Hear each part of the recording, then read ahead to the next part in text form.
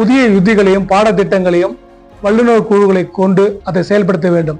செயல் என்ற திட்டம் வந்ததுன்னா மாணவர்களுடைய இடைநிற்றல் அதிகமாயிடும். இந்த ஆல் பாஸ் திட்டத்தை கைவிடுவதனால் மாணவருடைய கல்வித்தரம் குறைவதற்கு தான் வாய்ப்பு உள்ளது. பெண் பிள்ளைகளுக்கு பாதிப்பு அதிகமா இருக்கும். 8ஆம் வகுப்பு வரை மாணவர் அனைவருக்கும் பாஸ் அளிக்கணும், தேர்ச்சி அளிக்கணும். எதனாலன்னா கிராமப்புற மாணவர்களுடைய கல்வித்தரம் பாதிக்காம இருக்கும்.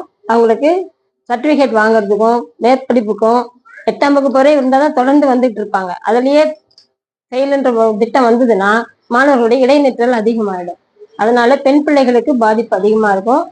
இடைநிற்றல் இல்லாம படிக்கணும் குழந்தைங்கன்னா தொடர்ந்து தேர்ச்சி அளிக்க 8ஆம் வகுப்பு வரை முழு தேர்ச்சி அளிச்சிடணும். அந்த SSA மூலமாக மாணவருடைய கற்றல் திறன்களான லிசனிங், ஸ்பீக்கிங், ரீடிங், ரைட்டிங், கேட்டல், பேசுதல், படித்தல், எழுதல் என்ற 4 அடிப்படை திறன்களும் மாணவர்களுக்கு மிக மிக முக்கியம். இந்த ஆல் பாஸ் திட்டத்தை கைவிடுவதனால் அந்த அடிப்படை திறன்கள் மாணவர்களுடைய கண்டிப்பாக குறைவதற்கான வாய்ப்புகள் உள்ளது. அதன் மூலமாக அந்த பாடத்திறன்களை வெளிப்படுத்துவதற்கான முக்கியத்துவம் அதிக பெறும்.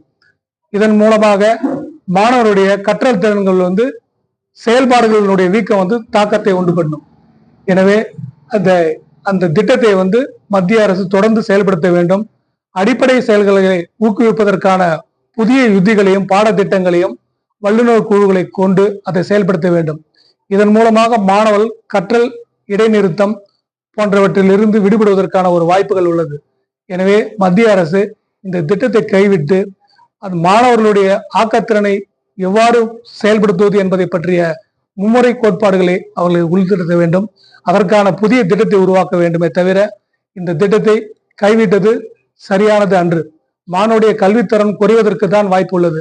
எனவே மத்திய அரசு இந்த ஆல் பாஸ் திட்டத்தை ரத்து செய்வதை நிறுத்திவிட்டு மீண்டும் அவர்களுக்கான ஆக்கப்பூர்வமான செயல்களான திறன்களை மேம்படுத்துதல், தமிழக அரசின் மூலமாக பார்த்தீங்கன்னாக்க தமிழக அரசு பள்ளிகளில் எண்ணும் எழுத்தும் போன்ற பல்வேறு திட்டங்களை தமிழக அரசு செயல்படுத்தி வருகிறது. அதே போல என்னென்ன யுத்திகளை கையாண்டால் மாணவருடைய திறன் மேம்படும் என்பதை மத்திய அரசு கண்டுணர்ந்து அதற்கான ஒரு ஆராய்வு குழுவை நியமித்து அவர்களுக்கான ஆக்கத்திறனை பெற வேண்டும் என்று இந்த நேரத்தில் கேட்டுக்கொள்கிறேன்.